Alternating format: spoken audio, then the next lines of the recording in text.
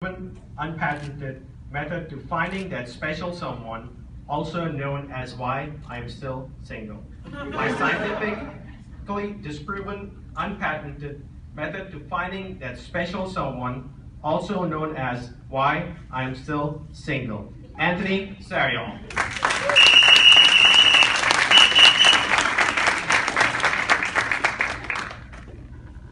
Merriam-Webster, Wiki Google the Fourth will give you some sort of archaic definition to what dating is. The contest master, dignitaries, welcome guests, I will give you the 2016 Anthony Sariol definition of dating. Dating is when you turn off the TV, you get off the couch, you get dressed, and you go out long enough to find someone who's comfortable coming back to your house, getting undressed, sitting on the couch and watching TV with you. Thank you, Netflix. But how? How do you find this special someone? Well, I have a 3-step method to achieving such a goal. Scouting, assessing, and developing. Or as I like to call it, SAD. My SAD method to finding that special someone, scouting. Sometimes it's quantity over quality. And where better to find that than at a nightclub? For those of you who haven't been to one, maybe it's been a while, everyone inside is mostly dressed in all black. It's basically a funeral with a DJ and some lasers. I have been sitting on one side of the bar, staring longingly at a woman for about 5 songs. 5 songs, because minutes mean nothing in a nightclub, truthfully. Thankfully, she has not seen me staring at her, because if so, security or possibly the police would have been involved. I gather my confidence and make my approach, and I notice that I am not even getting full eye contact. No, I get peripheral, if that. And you guys call them engagement rings. But what I saw was a tiny disco ball attached to a metal loop on her left hand. But the thing is, she didn't just nonchalantly show it to me, no. She showed it like a crucifix to a vampire. As though to say, "Be gone, foul demon, can you not see I'm betrothed to another?" So I scamper away, and I think the DJ saw and heard what happened. Because halfway through a Beyonce song, he shouts out, "Where's my single ladies?" And I make my approach strategically just in front of the DJ, noticing hands and shouting, taking mental inventory. She said, she raised her hand, she's shouting, she's off to the bathroom. So I make my approach and approach the second cutest girl I saw, because the first cutest, in my opinion, went to the bathroom. So. Now here's the dilemma. I am trying to talk to her, but DJ Savior is now DJ Saboteur. It is so loud. I can't hear her, she can't hear me. So picture it, it's 1:30 in the morning, and we're yelling at each other, and suddenly I can envision what it would be like to be married.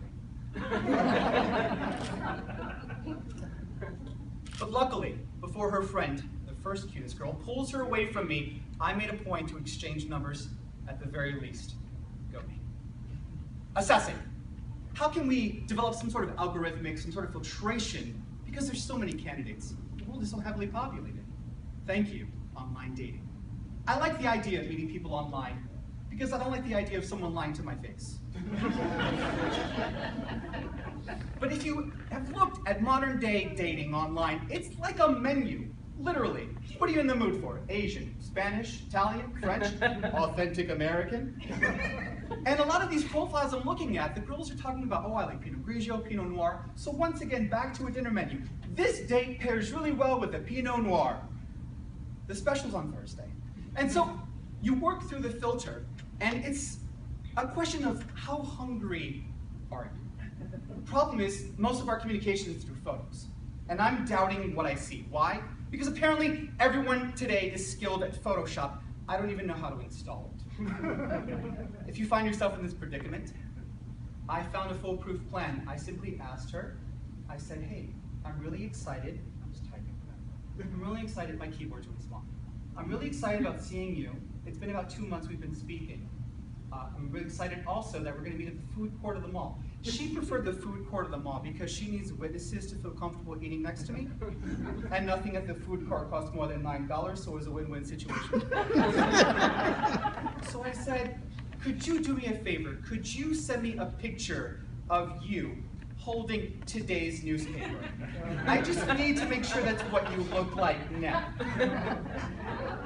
Unfortunately, photo never came through. My doubts overwhelmed me. Assessing maybe didn't work out so well. Developing. Thankfully, the girl from the nightclub called me back. But she warned me, hey, I'm really sorry. She had that kind of voice. Maybe she was congested. Hey, I'm really sorry. It's just been a really hectic week. I'm kind of low energy. I was thinking maybe we could see a movie? A movie. So we met in a dark place, steaming hot, where conversation was impossible because of the noise level. And now we've evolved to meeting in a dark place, freezing cold, where conversation is prohibited. Sure, what better way to get to know each other? Absolutely. Remember, how long has it been, right?